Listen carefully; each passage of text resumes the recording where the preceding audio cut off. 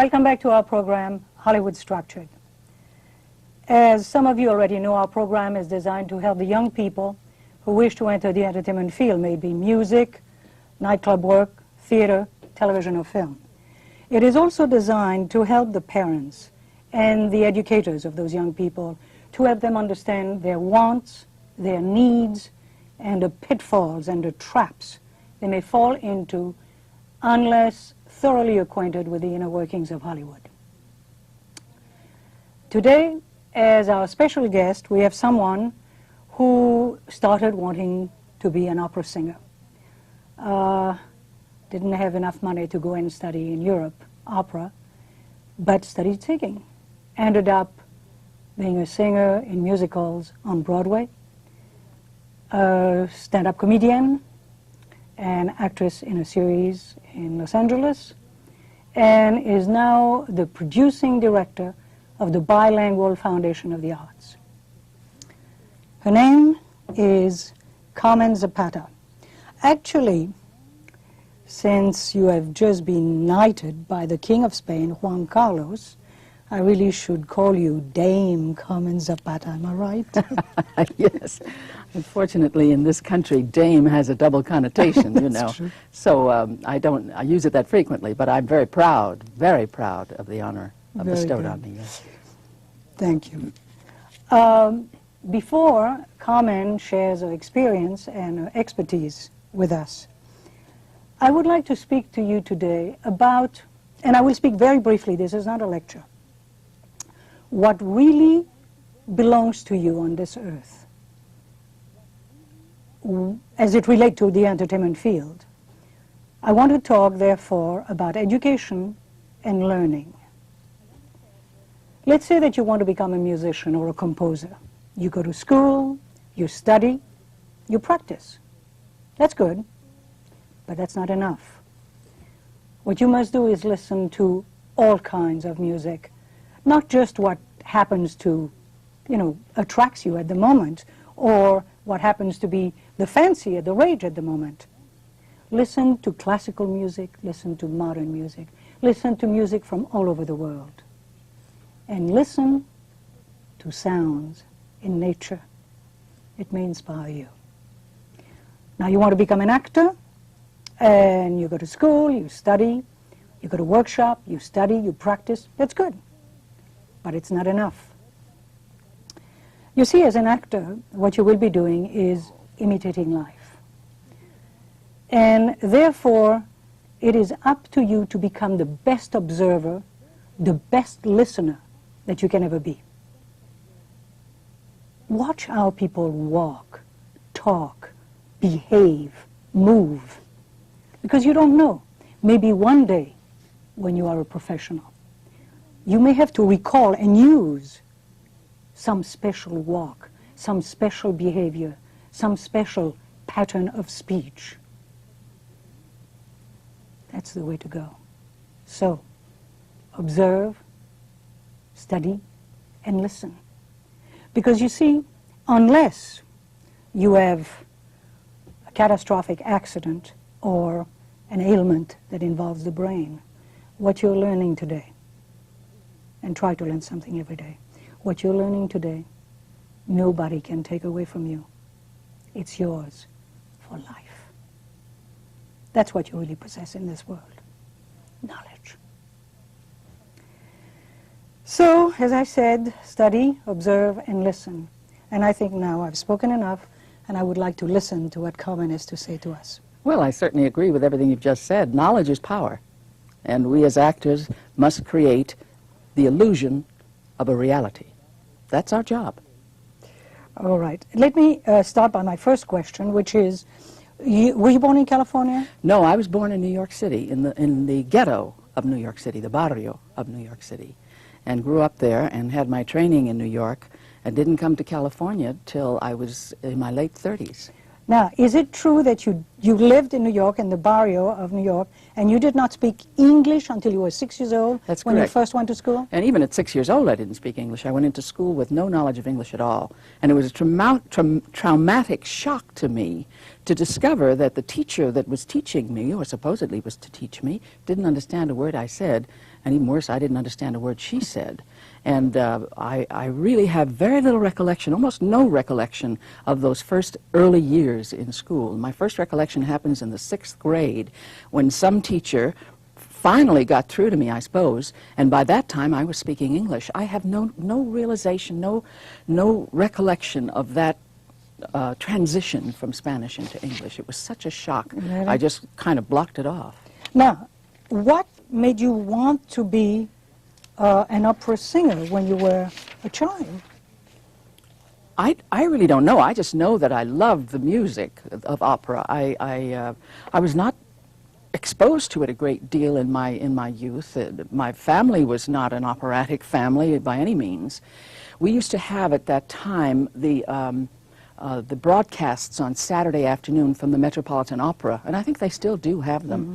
And I would be glued to that radio station listening to that. And as I grew up, I was drawn more and more to it, and I can remember saving my money so that I could go to the Metropolitan Opera and stand in line for $1.25 at the time. Saving your money? You were a child? Well, were you working already? No, but by that time I was already growing up, and I was able to travel to go to the opera.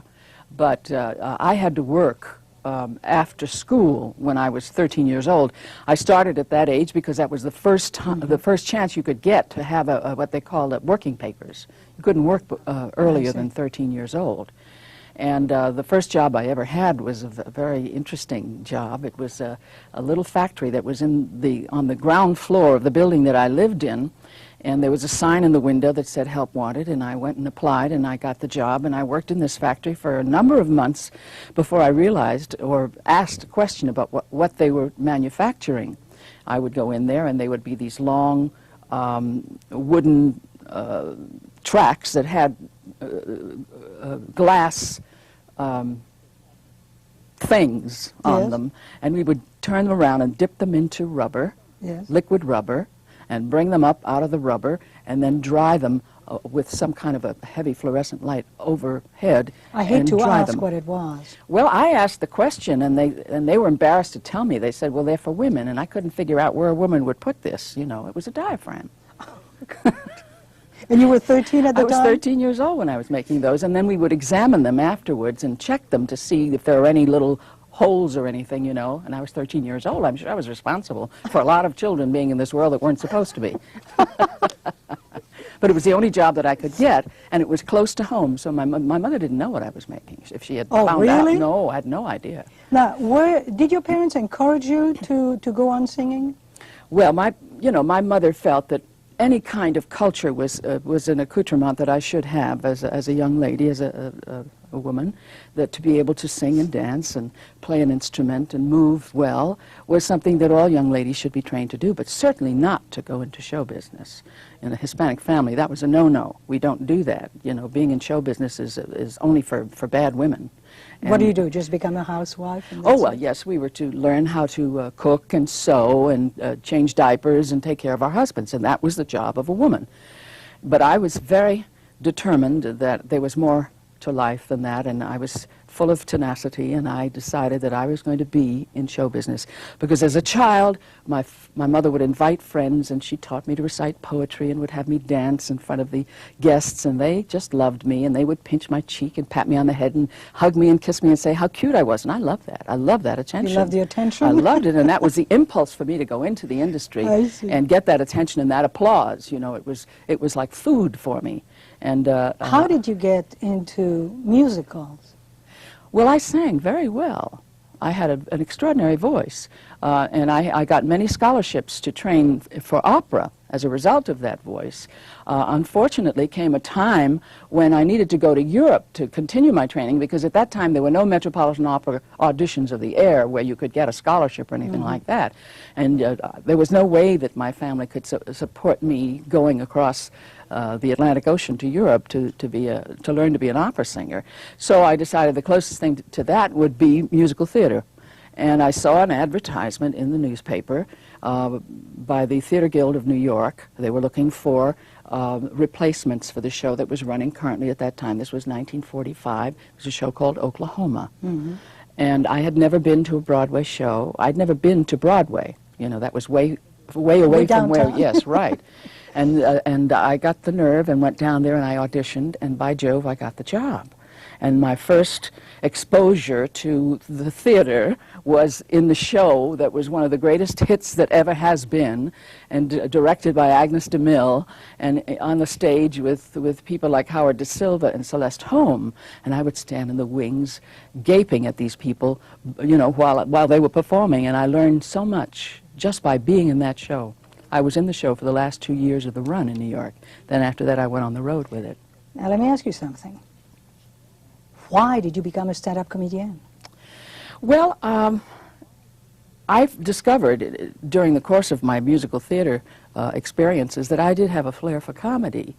And I met a young man at a certain time in my life who was a comedy writer. And he and I got married, and he wrote a comedy act for me.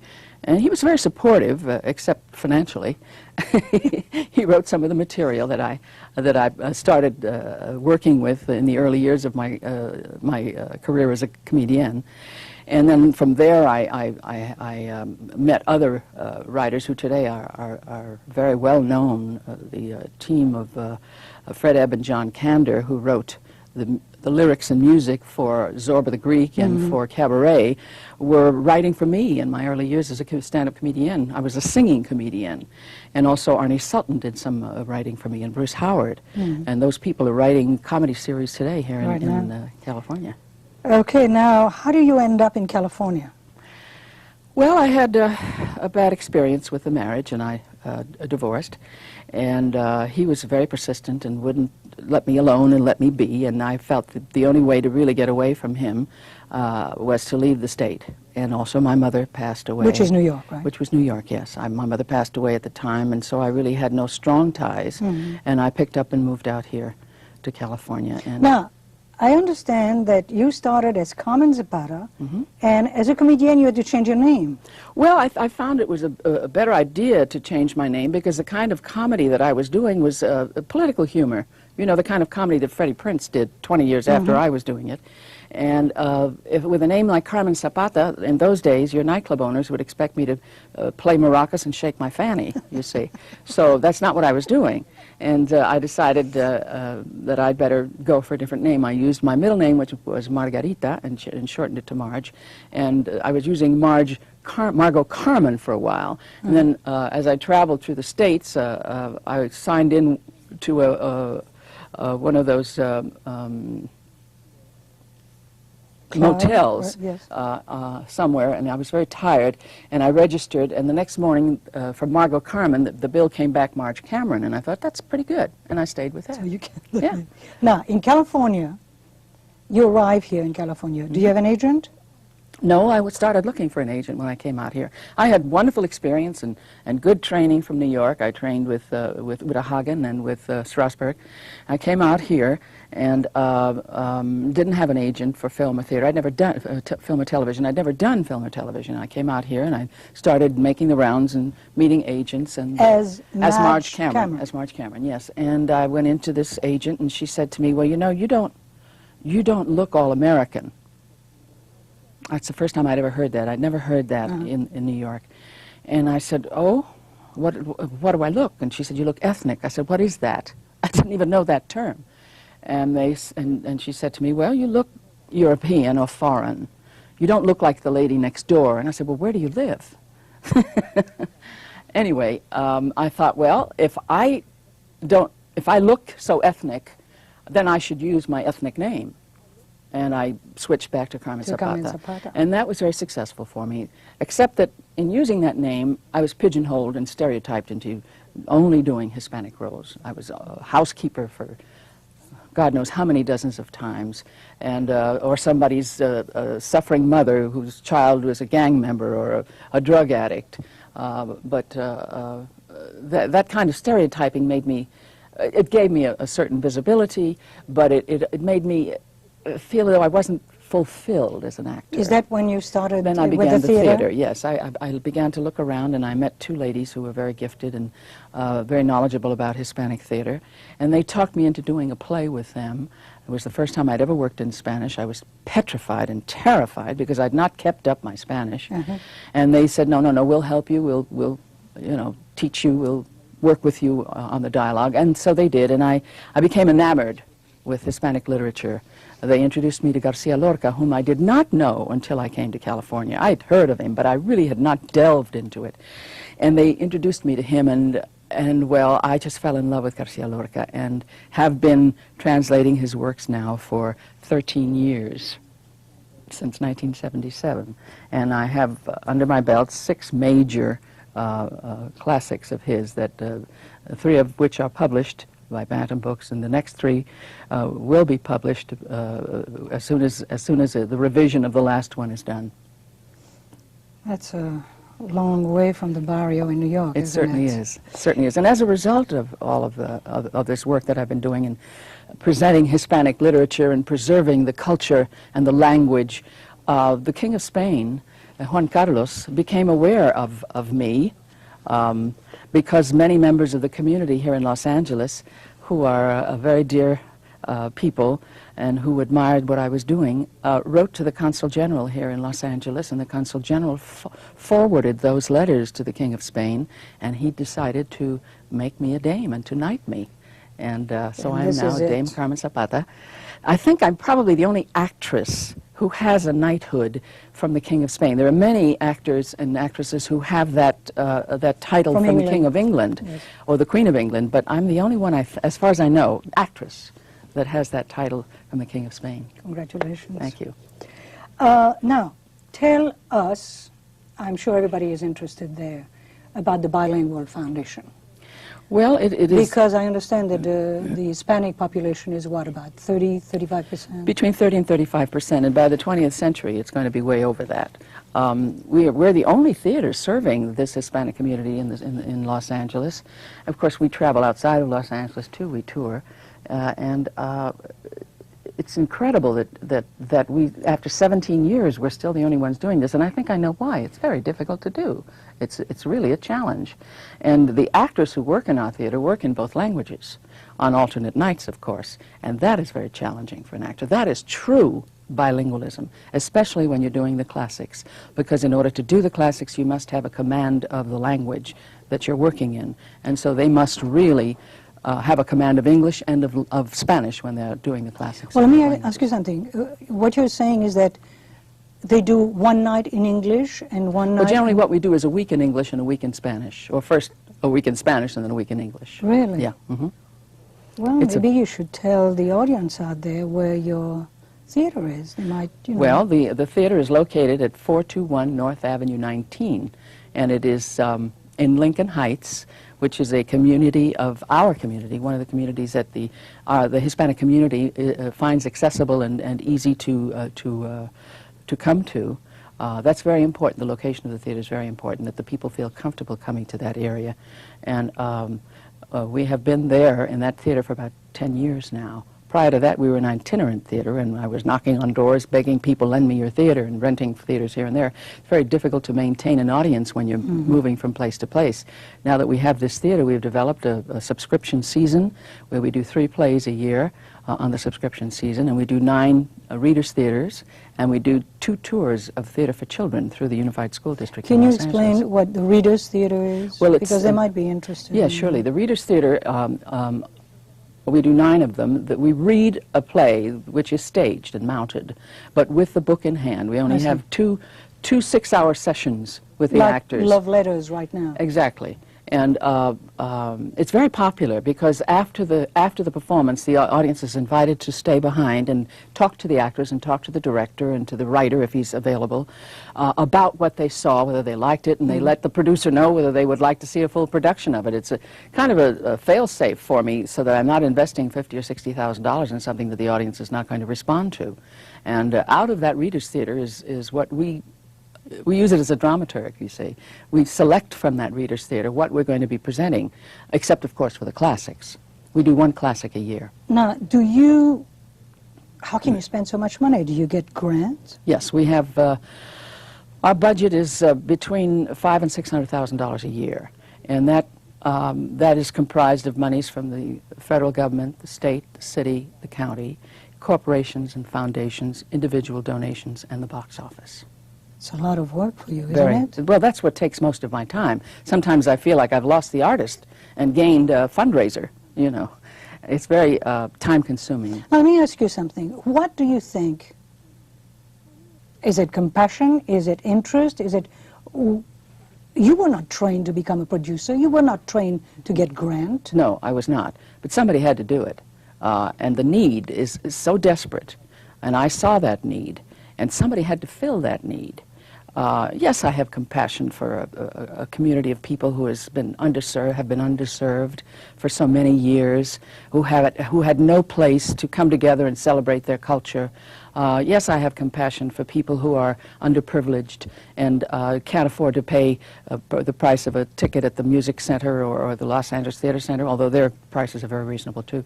But I felt that this community had deserved good theater that they could relate to, sometimes in their own language, as well as in English, because we believe in sharing that literature with the community at large. People could come to this theater and celebrate their culture, and those who are not Hispanic could come and become aware and involved and enjoy a new culture for them. That, to me, is a very rewarding life's work. And it's rewarding to me when I see an audience enjoying and appreciating and being educated by what they're seeing on the stage at the Bilingual Foundation of the Arts. Well, I don't think you forgot the artist. You just finished a nice stint on Santa Barbara, the soap opera. And yes, but you even more important than that. Yes, more important than that is you just finished playing Daisy in Driving Miss Daisy. It was a marvelous experience. I was up in Sacramento at the regional theater up there and played Miss Daisy for the 8-week run up there, and it was just very nourishing to my soul, to my artist's soul, to be able to perform a work that is that beautiful and that well written. And it was an enormous stretch for me because it's as far culturally from me as you can possibly get. I'm neither Jewish nor Southern, nor am I 72 or 97. And that was all required of me in that role. And I got fantastic reviews, I must say. I was very pleased. I read them all. Yeah. They were wonderful reviews, and I was very happy to be able to do that. Who was your driver? A young man by the, well, he was not so young, a man by the name of Winston Williams, an actor out of Sacramento, out of San Francisco. I see. What's next? Well, we have a very exciting season coming up. Normally the 3 plays again, and we're developing or finishing the development of an opera. And therein comes my joy, my real joy, because of the way I feel about opera. Will you be singing in it? No, no, no. No, I don't sing opera anymore. I sing in church. That's the extent of it. But we're developing this opera called Lorca, Child of the Moon. It's a kind of a collage of the different works of Garcia Lorca, his plays, his poems, and his essays, and a lot of the writings that he did. And our artistic director, Margarita Galvan, has put them together in a play form, an opera form. And we've had the music written by a very talented and gifted composer, Ian Krauss, who's a professor at the University of California in Los Angeles. And in the earlier workshops, it's just amazing the potential of this work. And this will be the 3rd workshop and completing the opera. And I expect that we will take this piece to Spain for the celebration of the quincentennial in '92. So in other words, you finally got what you started Opera. for, right? Right. Opera. Yeah. Opera. Right. I think I have to give the address. Excuse me for interrupting you for a second.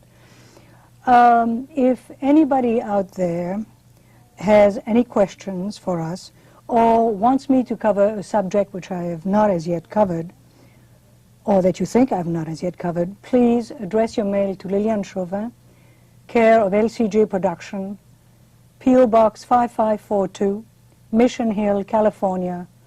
The zip is 91395. Excuse me for interrupting you. You also teach at UCLA, don't you? Well, I teach out of the extension program, but I teach at my own theater. At the Bilingual Foundation of the Arts, and I teach on Saturday mornings between 10 and 1 for 3 hours. It's really the only time I have that I can devote to that. And it's very interesting to me because it gives me the opportunity to share my knowledge. I don't think of myself as a teacher. I don't think you can teach acting. You can only share information with young people, right? And it gives me the opportunity to do that. And I enjoy being with young people, and I enjoy seeing the results of my shared information. So what you teach then at your theater is also for stage? Yes, right? Right. No, I don't teach. I teach scene study, you know, which can be applied in film as well. I mean, your basic principles are all the same in film, television, and theater. It's just a question of learning the lighting and hitting your mark and all of that. But what I teach are basic principles in terms of theatrical scene study. Carmen, we're running out of time. I'm going to give you not 2 minutes, but a minute and a half to wrap up. If you wish to say something directly to the young people, or to the parents, or to the educators, I know you have a lot to say. Well, I want to encourage as many young people as possible to go into this industry, but only if they really are willing to dedicate their entire lives to it, because that's what it takes. And it takes enormous preparation. It's not an easy industry. It's a very difficult industry, and it's a very competitive industry. And you can bet that everybody who goes into it will be highly trained. And if you're going to compete, you must be highly trained. And for the parents of these young people who are going into this industry, I must urge you to be as supportive as you possibly can, because a young actor is very often insecure, and support from a family can make the difference between whether they are successful or a failure. For the educators, for those who are teaching, especially Hispanic youngsters, I urge you to become educated about the culture of the Hispanic, particularly being perceptive about how that Hispanic has been brought up, what kinds of problems they have in terms of language, in terms of articulation, and they all have those problems because of the bilingualism with which they are brought up. I have to wrap up. I want to thank Dame Carmen Zapata for sharing with us. And remember, keep watching us because we keep watching out for you. Thank you. Till next time.